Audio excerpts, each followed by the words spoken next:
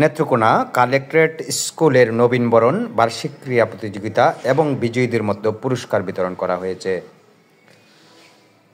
Netrokona collectorate school চত্বরে এ অনুষ্ঠানের আয়োজন করা হয়।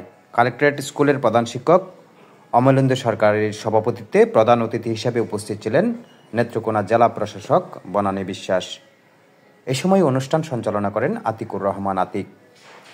নবীন শিক্ষার্থীদের ফুলের শুভেচ্ছার পর বার্ষিক ক্রীড়া প্রতিযোগিতায় বিজয়ীদের মধ্যে পুরস্কার বিতরণ করা হয়। পরে এক মনোজ্ঞ সাংস্কৃতিক অনুষ্ঠান পরিবেশিত হয়। এই অনুষ্ঠানে অংশগ্রহণকারী শিক্ষার্থীরা নিজেদের প্রতিভা প্রদর্শন করে স্কুলের সাংস্কৃতিক জীবনে নতুন রূপ যোগ করেছে।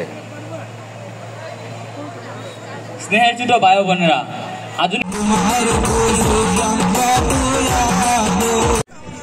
সৌজন্যে প্রথম আলো বন্ধু সভা।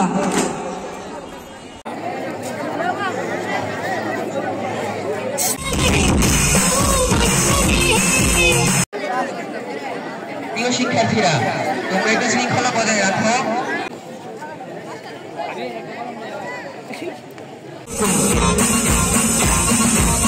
শ্রাবণের মেঘ